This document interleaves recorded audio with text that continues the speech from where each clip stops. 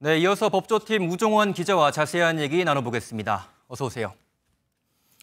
네, 우 기자, 이원석 검찰총장이 기자들 앞에서 오늘 직접 이 수사심의위원회 소집 이유를 언급했잖아요.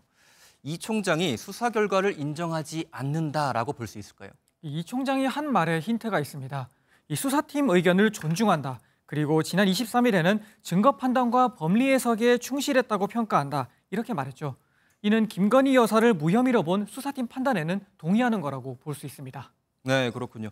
그럼에도 굳이 수심위를 여는 의도 좀 어떻게 봐야 될까요? 이 무혐의라는 결과가 아니라 무혐의로 가는 과정에 대국민 설득력이 있어야 한다는 판단으로 볼 수가 있습니다.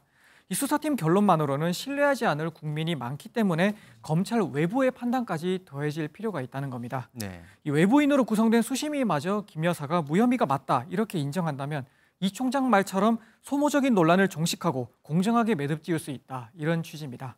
반면 검찰 안팎에서는 출장조사 논란 등으로 신뢰를 잃은 검찰 조직을 지키기 위한 의도가 아니냐 이런 해석도 나오고 있습니다. 네, 이 수심위가 수사팀과는 또 다른 이 판단을 내릴 수도 있을 것 같은데요. 그래도 수심위의 판단을 따를까요? 이 총장은 수사심의위의 심의 결과를 존중할 것이다 이렇게 말했습니다.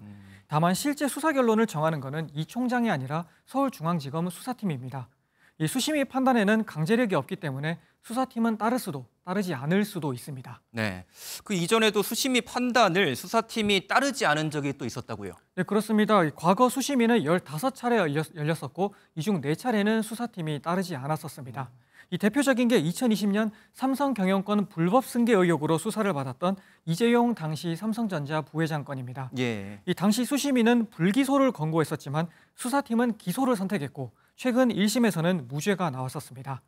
반면에 이 총장이 가장 최근에 수심위를 소집했었던 이태원 참사 관련 김광호 전 서울경찰청장 건의 경우에는 수심위의 기소 권고를 수사팀이 그대로 따른 바가 있습니다. 네, 이 청탁금지법 위반 여부만 수사한 수사팀과는 다르게 이 수심위는 알선수재 혐의도 지금 들여다볼 것 같습니다. 어떤 차이가 좀 있습니까? 이 공무원의 배우자 처벌 조항이 없는 청탁금지법과 달리 알선수재에는 공무원이 아닌 민간인, 즉 배우자도 처벌을 할 수가 있는 죄목입니다. 다만 청탁금지법보다는 적용이 더 까다로운 점이 있는데요. 청탁금지법 위반 같은 경우에는 실제 청탁 내용이 직무와 관련이 있는지, 즉 직무 관련성만 입증하면 되는 반면에 알선수재는 제공한 금품이 이 청탁의 대가였는지, 즉 대가성도 추가로 입증을 해야 합니다. 이 최재형 목사가 김건희 여사에게 청탁의 대가로 명품백을 준 것인지까지 추가로 증명해야 한다는 거죠. 수심위는 이 부분을 따져볼 걸로 보입니다. 네, 이 알선수재 혐의는 지금 공수처도 별도로 수사를 하고 있는 상황인데 수심위의 결과가 나오면 이 공수처의 수사에도 좀 영향을 줄 수 있을까요? 네, 이 공수처는 검찰과 별개인 만큼 수심위 판단과 상관없이 수사를 그대로 진행한다는 방침입니다. 앞서 지난주 오동훈 공수처장은 국회에서 김 여사의 알선수재가 성립되는지 검토해보겠다라고 말했습니다. 알선수재 혐의는 지난 6월 조국혁신당이 김 여사를 공수처에 고발을 하면서 시작된 거죠. 공수처 관계자는 수심위 판단과 검찰의 수사 결과가 어떻게 나오는지를 보고 수사에 참고는 할 것이다 이렇게 말했습니다. 네, 잘 들었습니다. 지금까지 법조팀 우종원 기자와 함께했습니다.